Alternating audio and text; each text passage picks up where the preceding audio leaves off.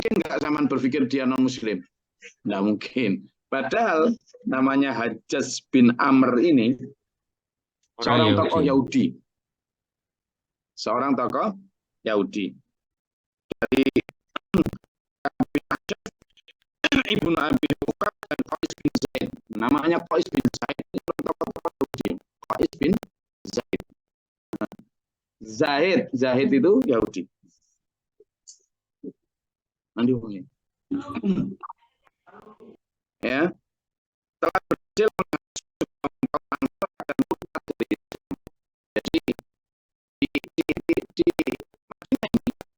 jadi ayat ini turun dalam konteks Madinah. Konteks Madinah saat itu adalah Nabi Muhammad SAW sebagai imigran. Ingat ya, Rasulullah sebagai imigran. Muhajirin itu namanya imigran. Muhajirin bahasa Arab. Bahasa sekarangnya ya imigran. Para imigran. Imigran dari Mekah ke Yatsrib atau Madinah. Yang ngasih nama Madinatul Munawwarah itu Nabi Muhammad. Dulu namanya kota itu Yatsrib. Namanya Yatsrib. Yang mengganti menjadi Madinatul Munawwarah itu Rasulullah Muhammad SAW.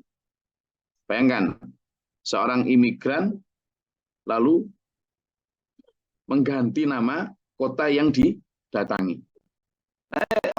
Orang Yahudi sebagai penduduk asli situ. Ya, ada dua suku besar waktu itu yang di Yatsrib itu. Bani Nadir, Bani Quraidah, dan Bani Khazraj. Nah itu benar-benar jengkel, sehingga kaum Madinah yang kemudian masuk menjadi convert to Islam, itu benar-benar diserang terus, digerilyai terus, agar kembali kepada baik Nasrani maupun Yahudi maupun agama sebelum Islam. Nah, waktu itu Ka'ab bin Ashraf, Ibnu Abi Hurairah, dan Qais bin Zaid, tokoh-tokoh Yahudi Madinah saat itu, berhasil menghasut segolongan kaum Ansor, para mu'alaf Ansor, orang Madinah yang masuk Islam, untuk kembali murtad. Untuk kembali murtad. Jadi hasutannya semacam-macam itu ya.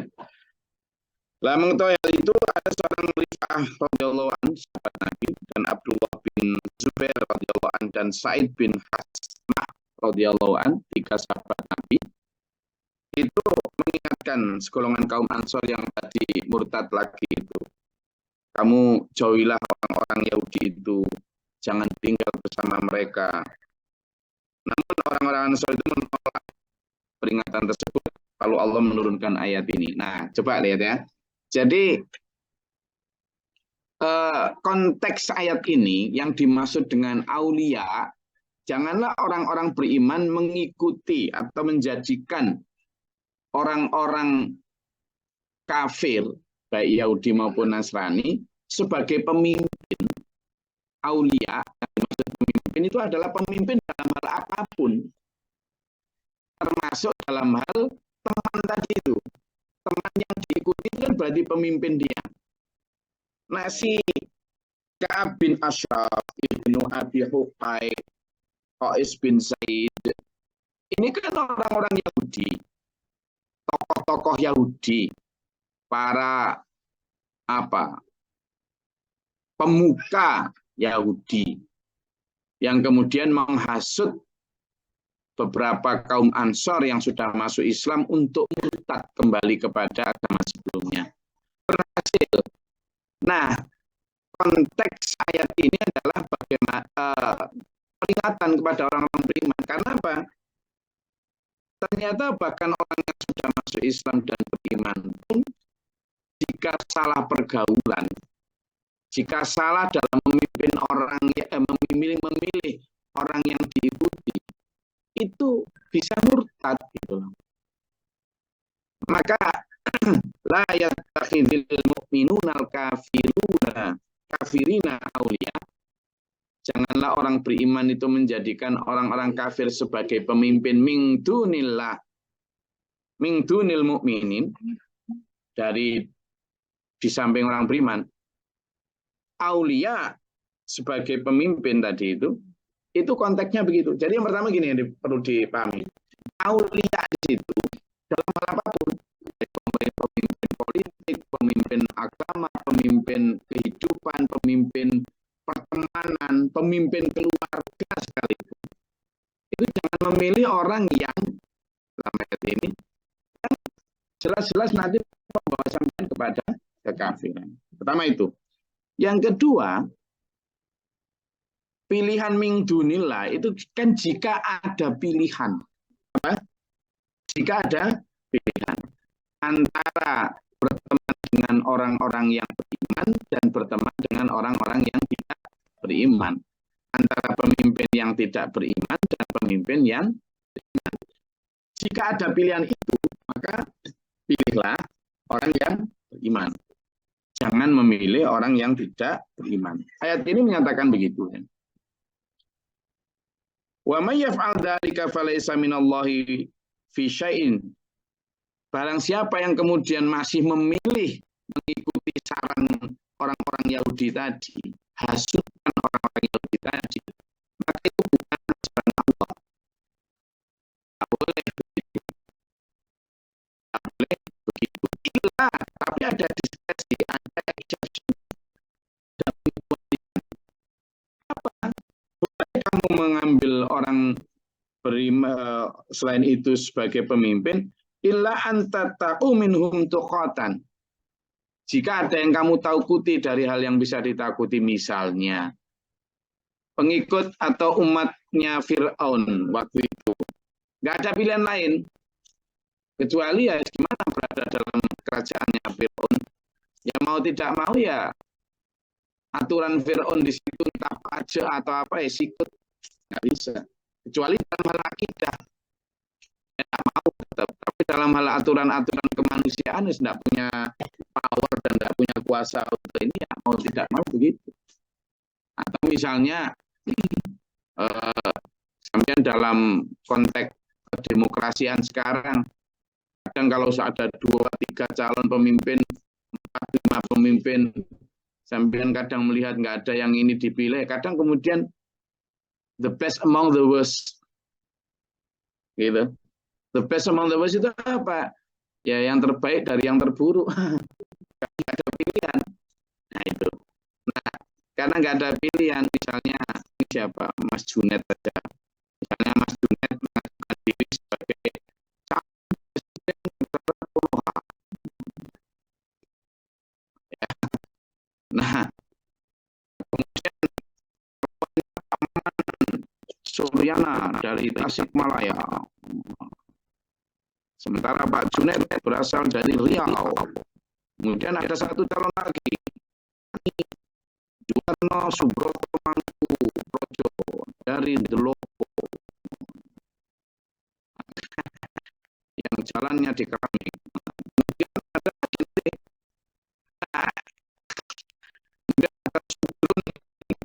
bin siapa tadi? Ashraf, orang Yahudi. Maka sebenarnya yang pilih jangan yang Yahudi lah, ya yang apa Pak Maman, apa yang Pak Ju, apa Pak Junet, gitu. Nah, tiga-tiganya itu sama-sama Muslim ya sudah dipilih yang paling apa, yang paling kurus saja. Berarti kurus kan banyak tirakatnya. Gitu aja. Jadi, kita dalam ayat ini untuk kekitaan ya, kekitaan itu ke sekarang di lingkungan kita ini. Ayo ini kita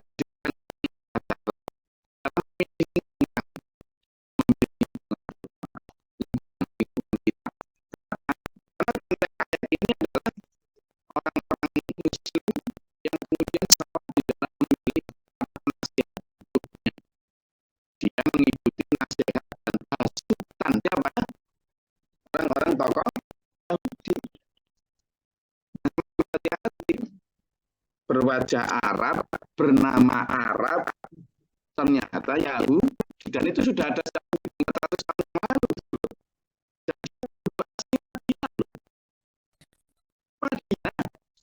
Bukan mana-mana. Ya, jadi bukan kok dari Eropa itu bukan. Ini Madinah. Tapi kan sekarang mohon maaf ya, kita orang Indonesia ini kan kalau, tapi saya juga nggak suka kalau kita kemudian diskriminatif atau rasis terhadap Arab seperti yang sekarang kita sebutkan kadrun atau segala macam itu dilarang terus dalam Islam. Kalau ada orang itu, kalau orang Muslim, kalau itu ya itu urusan mereka ya. Tapi kalau kita sampai Muslim kemudian keturunan Jazilah Timur Tengah, kemudian kita kadrun dan sebagainya, itu dosa besar ya, dosa besar itu. Nggak boleh kayak gitu. Tetapi di sisi lain, kita juga nggak boleh terlalu mengkhususkan suku tertentu. Kalau ada Arab bernama Arab, kemudian pasti Muslim, pasti beriman, nggak juga. Intinya kita diperintah Allah untuk menganggap bahwa siapapun dari suku Islam itu mengenai konsep egaliter, kesetaraan, orang Tasik, orang Sunda, orang Jawa, orang Bali, orang Papua, orang Arab, tidak ada yang kemudian karena sukunya, karena rasnya lebih tinggi dan lebih mulia dari ada konsep begitu. Tidak ada. Keturunan Nabi, keturunan Ali, keturunan sama di mata Allah. Sama.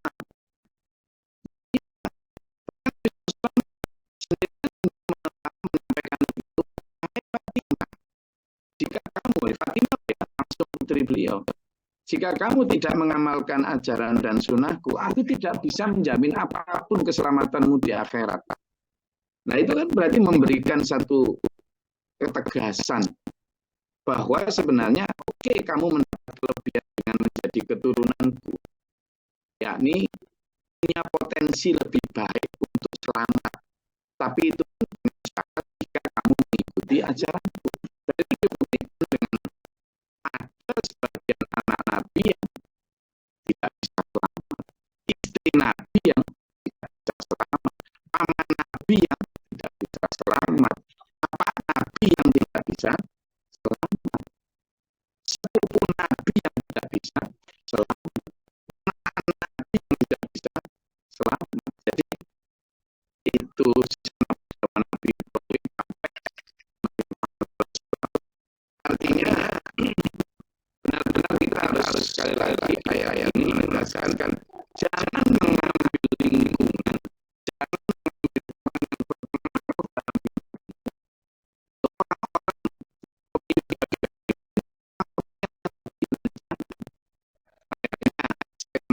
menjawab pertanyaan dari siapa ini bisa punya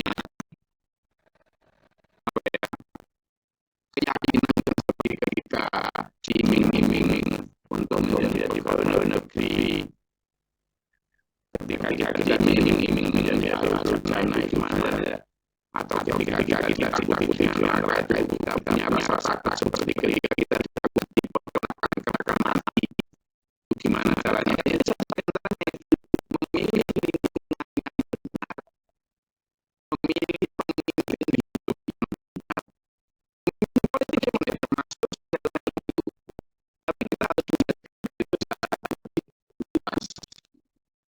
Ya memilih teriak tentang pemimpin yang benar itu adalah pemimpin ini. Hanya konteks politis saja itu semuanya.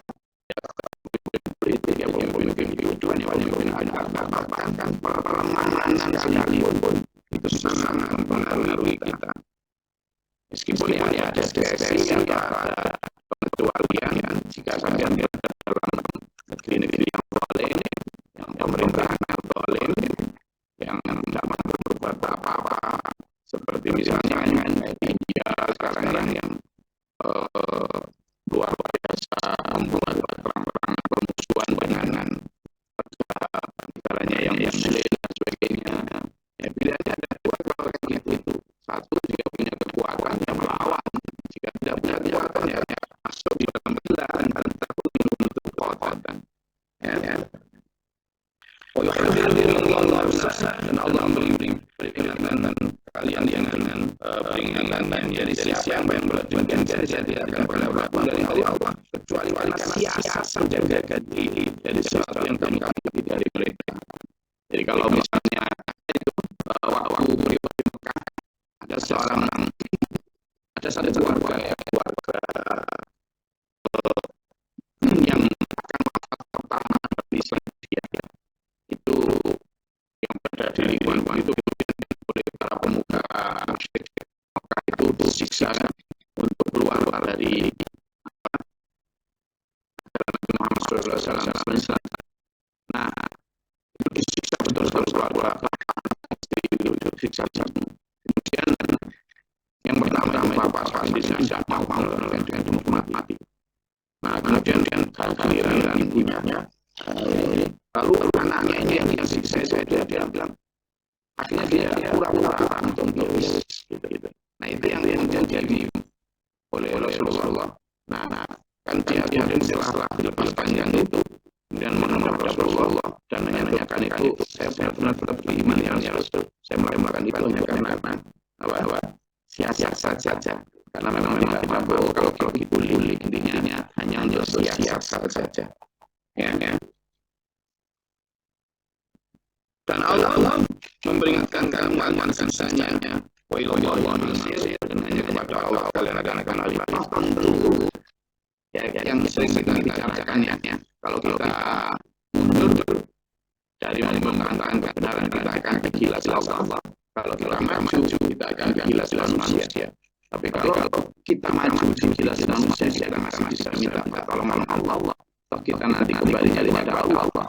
Tapi kalau kita mundur di gilas Allah, pada siapa kita minta pertolongan, sehingga kita ini maju untuk mempertahankan kebenaran Allah.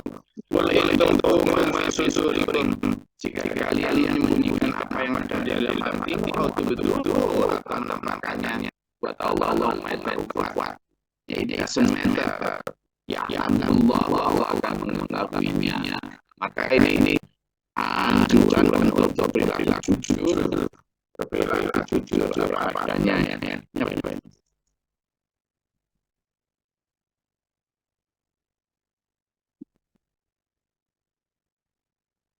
ويعلم ما في السماوات وما في الأرض. Allah mengetahui apa yang ada di langit dan di bumi. Sekarang lagi ramai tentang UFO ya.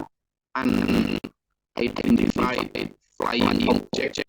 Terus tanya UFO itu. Unidentified flying object. Jadi alien itu sekarang mulai terbuka katanya ada. Jika pun ada makhluk alien di langit sana, ya, yang pernah menginvasi bumi entah barusan atau sekian tahun yang lalu, Allah tahu semua dan memang sudah disampaikan bahwa kita tidak hidup sendiri.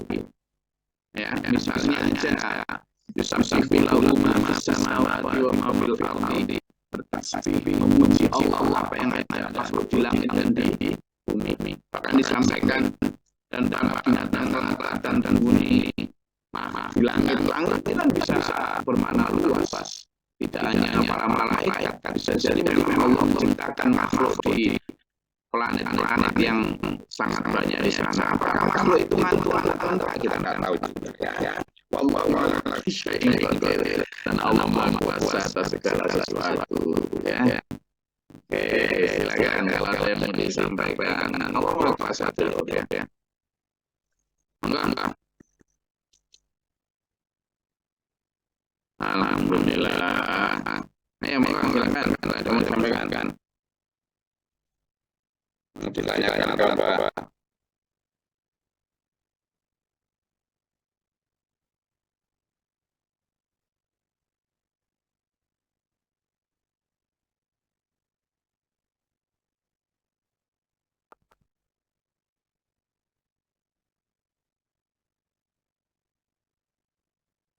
Ada?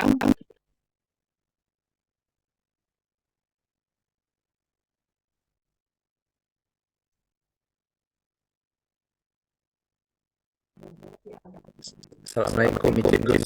Wah. Ngapunten. Tadi pemimpin anggota dewan kan juga bagian dari pemimpin Gus. Kalau ada yang muslim kemudian ada non muslim. Kita pilih yang mana, guys? Kan kita pilih yang muslimnya kan, atau susu. Ya, jadi kalau sekarang kita dihadapkan pada pilihan semacam itu sudah jelas. Di sini standarnya adalah mukmin ya, bukan hanya muslim tapi mukmin. Jadi kenapa yang murtad tadi itu adalah orang muslim yang kemudian murtad? Ini mungkin keimanannya belum nyampe. Kalau kita nyampe di surat Al-Hujurat ayat 14 itu ya, misalnya coba dilihat juga surat Al-Hujurat ya.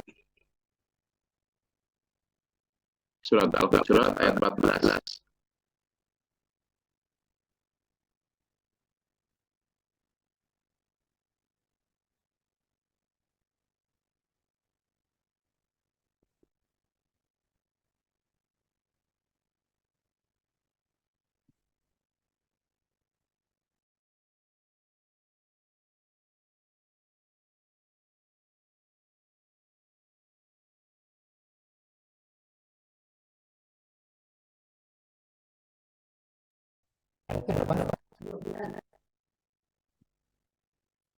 Al-Hujurat ayat 14.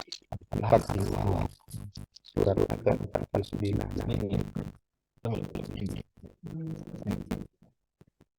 A'udzubillahi minasyaitonirrajim. Bismillahirrahmanirrahim. Orang-orang Badui berkata, kami telah beriman. Katakanlah kepada mereka, kamu belum beriman. Tapi katakanlah, kami telah tunduk Islam. Karena iman belum masuk ke dalam hatimu.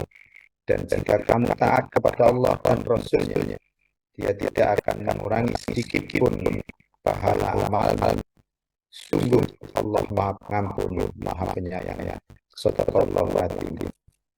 Jadi perbedaan antara Islam dan iman di situ itu tampak jelas. Orang-orang Badui itu sudah Islam ya, dia sudah sadar sholat puasa zakat, mungkin juga sudah haji umrah. Artinya syarat sebagai Islam sudah dijalankan, tapi belum iman betul. Kenapa bisa jadi dia sadar? Ya karena memang dia lingkungannya semua masuk Islam, untuk dia ikut Islam. Ya mungkin sholat ya sholat, tapi ya tadi fokus sholat, sholat. Zakat juga begitu, mungkin karena ya dipaksa-paksa dan sebagainya. Sehingga yang dimaksud belum masuk iman ke dalam hatimu itu belum melakukan semua itu dengan ketakwaan. Nah, curiga saya orang-orang yang mampu dihasut oleh tokoh-tokoh Yahudi tadi itu adalah orang-orang yang masih dalam level Islam tadi, sehingga mudah digoyahkan karena iman belum masuk ke hati mereka. Nah, ayat ini itu berkaitan jangan kamu memilih orang yang bukan mukmin ya, maka levelnya sudah di atas Islam.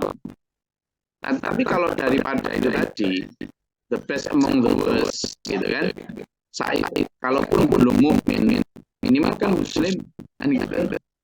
Itu jadi ya kalau dalam konteks seperti itu sampai sudah tahu, dan itu sah-sah saja ya. Misalnya kayak di Lombok gitu misalnya ya, ada anggota DPR yang dulur-dulur Bali, ya wajar orang-orang Bali di Lombok itu memilih orang yang seagama dengan mereka, dan itu wajar. Di NTT misalnya Kupang kemudian memilih gubernur yang harus orang Kupang dan harus Kristen, ya nggak apa-apa, itu hak mereka. Demikian pula di Nias misalnya, tidak mungkin seorang Muslim bisa menang di sana dalam tanda kutip ya, karena hak mereka untuk memilih orang yang senyaman itu. Persoalan sebenarnya bukan masalah rasis atau apa, tapi kenyamanan mereka saja. Jadi dalam konteks demokratis itu ya seperti itu. Di Bali kalau sekarang kan nggak mungkin ya juga ya, hampir nyaris lah nggak mungkin. Misalnya gubernur dari apalagi misalnya suku Jawa atau Muslim. Ya mungkin saja sih kalau itu terjadi, tapi hak dulur-dulur tiap daerah yang mayoritas beragama apa untuk memilih orang-orang yang seagama dengan mereka itu hak mereka, dan itu sah-sah saja dalam alam demokrasi gitu. Misalnya kecuali kalau negeri-negeri yang sudah bebas, sudah begitu terbuka, misalnya orang New York memilih seorang Muslim untuk menjadi wali kota mereka, dan itu hak mereka saja. Mungkin dia melihat si Muslim ini lebih amanah daripada kebanyakan orang mana yang non Muslim di sana, dan itu hak mereka. Karena standar mereka mungkin ya lebih kepada kedisiplinan, kepercayaan, amanah dan sebagainya. Nah, di kita juga begitu. Saya sih lebih menganggap bahwa siapapun yang memimpin itu, kalau dalam konteks kebinekaan di Indonesia ini ya harus orang-orang yang benar-benar amanah. Buat saya yang pertama adalah orang yang sudah nggak pengen kaya. Ya. Dia Muslim sekalipun, kalau kemudian dia masih pengen kaya, nanti akhirnya sama.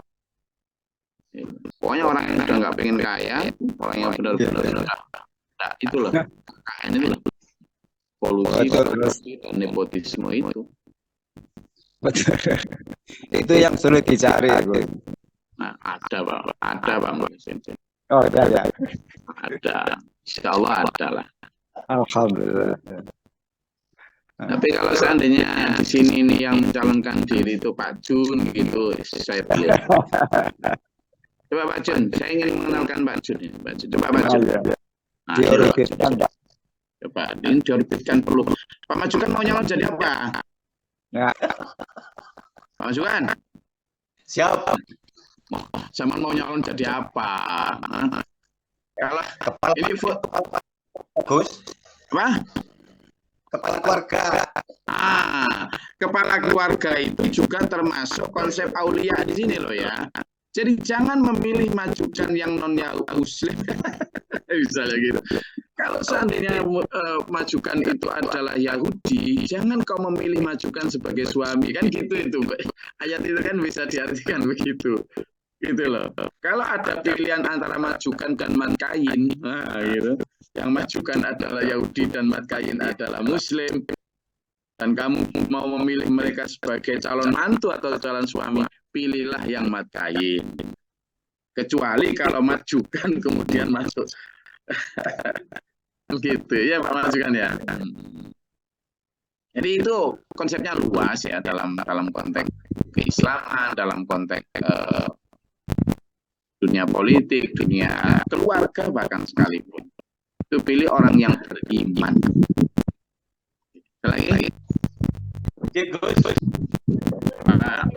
Bu Mesti. Ya. Apa Bu Mesti? Sekarang itu kan zaman-zaman politik, Gus. Nah.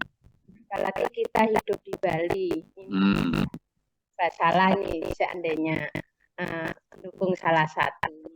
Kalau secara terus terang, kita hidup di sini tuh seakan-akan ditekan hak-hak rakyat itu dirampas gitu loh, Gus. Harus memilih ini, itu misalnya. Sedangkan itu bertentangan dengan hati kita. Tapi kita itu seolah-olah tapi seperti yang diceritakan Gus tadi, kita itu mensiasati aja, tapi hati kita tidak ada niat memilih dia gitu, hati nurani. Seolah-olah kita mendukung demi keselamatan orang banyak, demi apa ya, supaya tidak mempengaruhi orang banyak gitu loh Gus maksudnya. Karena apa dosa atau gimana untuk saya sendiri itu loh Gus. Ya. Jadi kembali kepada sebenarnya mekanisme demokrasi itu kan kita tidak boleh dipaksa atau memaksa siapapun ya. Kalau dulu di zaman Pak Harto itu kan ada luber ya, langsung, umum, bebas, rahasia. Luber langsung, berarti nggak boleh diwakilkan, umum bersifat semua harus ikut, bebas tidak boleh ada dipaksa, memaksa maupun dipaksa, dan rahasia. Nah kalau kerahasiaan sini kan mau dipaksa seperti apapun, bilik itu kan tidak boleh ada orang lihat ya. Sehingga kita pun tetap ya, tapi ya tetap harus mengikuti nurani. Itu yang pertama. Yang kedua gini, saya mau ceritain itu loh. Tadi malam, di malam saya itu ketemu sama pemilik tanah di mana kita sewa tanah untuk Pondok Pesantren SPMH Bali ini. Saya ketemu pemilik ini dan untuk ngobrol tentang insya Allah kita mau bangun gedung sanawiyah dan aliyah gitu ya. Saya minta izin, alhamdulillah. Nah, coba dulu. Ini begitu saya ketemuan karena itu dia datang itu pas adzan maghrib, terus saya bilang saya sholat ya, saya sembahyang dulu. Oh iya ya, terus dia nunggu. Setelah saya wiritan, saya nggak tergesa-gesa juga setelah wiritan, sholat wiritan, kemudian ngaji sebentar. Saya temui dia beda pakai motor, dia orang kaya tapi kesini ya pakai motor apa Supra gitu aja ya. Nah terus di jok depan Supranya itu ada bungkusan gitu, agak tebel itu. Loh, itu apa itu? Bilang gitu. Oh iya iya ya, ini titipan istri katanya. Apa? Ini sudah lama ini sebenarnya Idul Adha dulu mau diberikan itu waktu lebaran apa itu kurban itu gitu. Apa? Ini sajadah untuk anak-anak sini sembahyang. Coba bayangkan, dia Hindu, dia Bali, dia jadi dia ngirimi untuk anak-anak di sini sajadah, entah dia beli di mana, sajadah itu untuk sembahyang kita itu. Dia belikan, ya artinya dia sedang mendukung kita, dan itu tidak ada pretensi apa-apa loh ya, tidak ada pretensi politik kepingin karena apa? Dia pemilik tanah ini yang dia juga tidak ada keinginan untuk nanti biar kita nyewa lagi atau tidak ada apa-apa, karena kita malah yang sangat membutuhkan itu gitu. Nah Allah membentuk atau menganugerahi kita dengan orang-orang baik semacam itu, meskipun secara ideologi mungkin beda dengan kita, tapi secara kemanusiaan dia begitu baik, ya, begitu baik dan lain sebagainya. Ini kan bisa menjadi excuse seperti yang disampaikan Bu Mesti tadi. Apalagi kalau misalnya orang yang terpaksa kita pilih tadi membuktikan janjinya untuk melindungi praktek-praktek keagamaan kita, sehingga ketika kita mau ngaji, mau sholat, mau apa, ibadah kita tidak ada gangguan dan dilindungi dengan baik, sementara kita minoritas, ya itu tadi siklusnya Bu Mesti. Karena insya Allah pasti masih banyak orang-orang baik di sana. Seperti itu Gus. Intinya kita itu memang sudah difasilitasi apa, mulai dari tempat ibadah atau jalan sudah bagus semua. Intinya kita itu seolah-olah harus mendukung dia gitu loh Gus. Gimana kalau ada keharusan dan lain sebagainya sampai kemudian ancaman, maka sampean masuknya dalam ilah ini tadi, ilah antaku minhum tuqatan. Jadi kalau ada yang ditakuti dan kemudian memang kita tidak ada power untuk melawan, tapi sebenarnya sampean tetap ada power untuk melawan, di mana kerahasiaan tetap dijaga juga. Tapi toh demikian, jika pun tidak mungkin selama mereka masih kecuali kalau kemudian sampai melanggar privasi dan hak-hak kita untuk beribadah kepada Allah, ya lawan. Seperti dulu ya, ketika kita di zaman Pak Harto dulu. Di zaman Pak Harto tahun 85-an ya, tahun 85-an itu kan jilbab dilarang itu dalam sekolahan apa segala macam, meskipun pemimpin muslim kan, Pak Harto dan itu muslim. Tapi karena bahkan di madrasah aliyah, kepala sekolahnya jelas muslim, kan pemimpin juga. Tidak boleh berjilbab, foto itu loh tidak boleh berjilbab. Kita lawan kita. Artinya apa? Waktu itu sampai di beberapa daerah KTP kan kita nggak dapat KTP itu, karena KTP nggak boleh berjilbab. Nah, anak-anak kita, santri kita yang sekolah di aliyah juga dikeluarkan dari sekolah itu. Karena ya nggak apa-apa, nggak dapat ijazah, nggak apa-apa kok gitu. Nah itu yang kita lawan kalau sudah sampai di tahap itu gitu ya. Tapi selama mereka masih memberikan kepada kita, ingat ya, di daerah minoritas itu ya, maka masuk dalam kekuatan tadi. Oke, saya rasa itu. Dan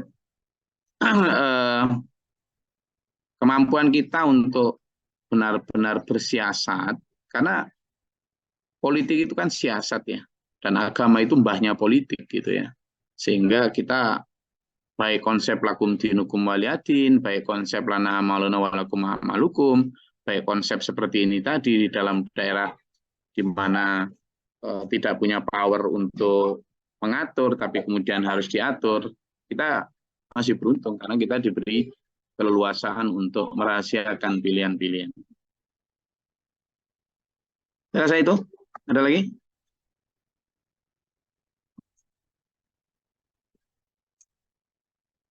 Oke.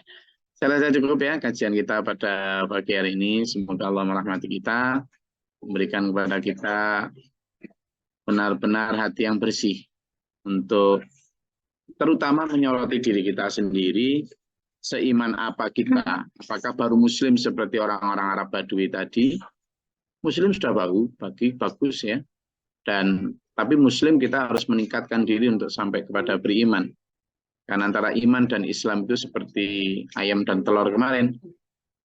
Mana yang lebih dulu, mana ya, itu karena saling berkelindan. Kalau orang sudah benar-benar beriman, dia akan taat tunduk patuh yang artinya juga Islam. Dan kalau dia sudah benar-benar Islam, dia harus memiliki konsep iman itu. Mudah-mudahan Allah merahmati kita ya. Senantiasa memberikan kita ampunan, perlindungan, kesehatan jasmani rohani, hidayah, keselamatan dunia akhirat. Amin. Allahumma sholli wa sallim berikan. Allahumma fil mu'minin wal mu'minat wal muslimin wal muslimat. Astagfirullahaladzim. Allahumma atina fi man hadayta wa afina fi man afayta wa lana fi man tawallayta wa barik lana fi ma atayta wa qina syarra ma qadait. Fa innaka taqdi wa la yuqda 'alaika wa innal dhulma man la yuzil man hadayta tabaraka rabbana wa ta'ala alhamdulillah ma qadaita. Astaghfiruka wa atubu ilaika. Allahumma da'fana al-bala wal waqad al-mustaqim min syai'atin sirfa rabbana najina wa lin muslimin wa zalimin rabbana wa la taj'alna fil qawmi zalimin Allahumma arhamna darajatana fid dunya Rabbana man faktubna ma syahidin rabbana la tuzigh qulubana ba'da idh hadaytana wa hab lana min ladunka Rabbana waj'alna muslimin laka wa min dhurriyyatina ummatan muslimatan wa arina man asyana wa ta'ala innaka tawwabur rahim Rabbana atina fid dunya hasanah wa fil akhirati hasanah wa qina adzaban nar Rabbana afrigh lana sabra wa sabita wa lana subhana rabbika rabbil izzati amma yasifun wa salamun alhamdulillahi rabbil alamin. Assalamualaikum warahmatullahi wabarakatuh. Waalaikumsalam warahmatullahi wabarakatuh. Allahumma arhamna bil Qur'an